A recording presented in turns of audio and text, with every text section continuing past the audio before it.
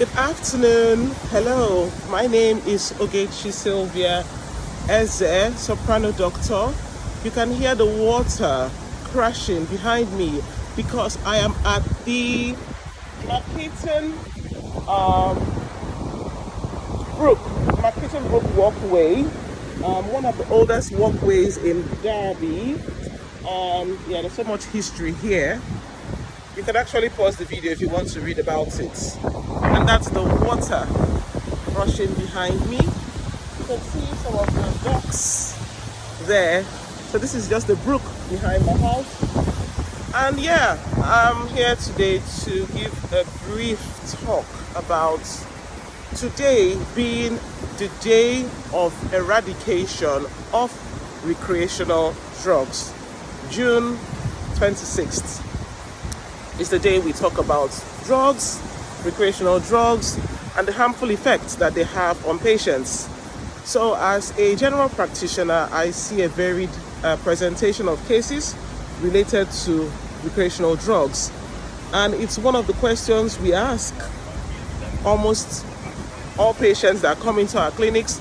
Some people find it a bit offensive, but in an environment of openness and professionalism, if we feel it's something that needs to be asked, we ask. And we implore patients to be open about it, because unless something is talked about, unless something is addressed and given a name, then we cannot solve it.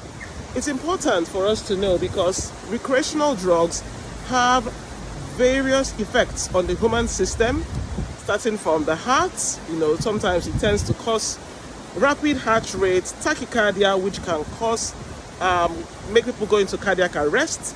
It can cause people to have neurological deficits, like cognitive deficits, not knowing where they are. It might make people act out of character. It might make people come down with gastrointestinal side effects like diarrhea, abdominal cramps, and then for some others, sadly in the males, it might with time lead to side effects or complications like infertility, erectile dysfunction. So when your doctor asks about things like this, be open about it.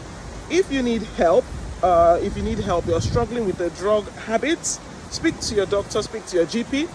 We have got services. There's the drugs and alcohol service, whereby you can get help with gradual withdrawal from drugs. We say do not stop immediately, because your body has got used to it, your body has adjusted.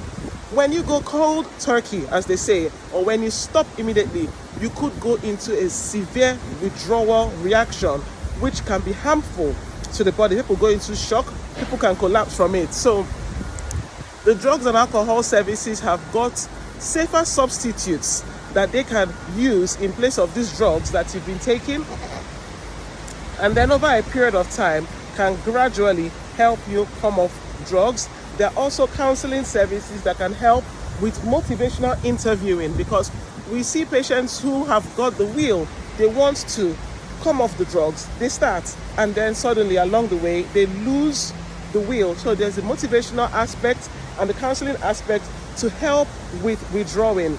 And then another thing I really want to talk about is for us to understand that the drug habits can affect anyone. In our professional fields, in the field of medicine, we find people reaching out to drugs because of they want something to hang on to cope. It's not a habit that is limited to a certain sector of society. It could affect anybody, the young, the elderly, even teenagers. Then there's a component of peer pressure. Oh, my friends are doing it, I want to haze, I want to attempt it to be accepted. And that is where the role of letting teenagers realize, young people realize that you are an individual and you are enough. You are enough to stand on your own, to say, no, I'm not going to participate in this. If you don't want me to be a part of your group, I'll go away and find my own table. I'll make my own table. If you don't invite me to the table, I am enough.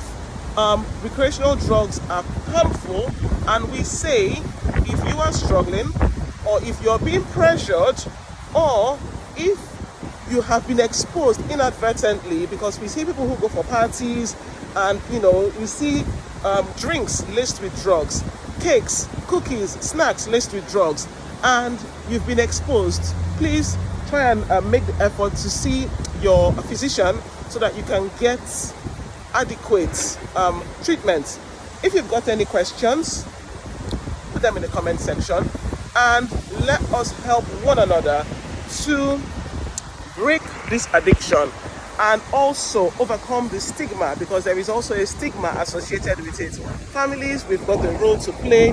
Friends, we've got a role to play. General practitioners, we've got a role to play. The society at large, we need to be more open, have these discussions so that people do not feel, oh my God, I'm so ashamed of myself, I can't talk about this. It's something that should be talked about, and something that we can, as humanity, come together and tackle. Thank you very much. Have a good day.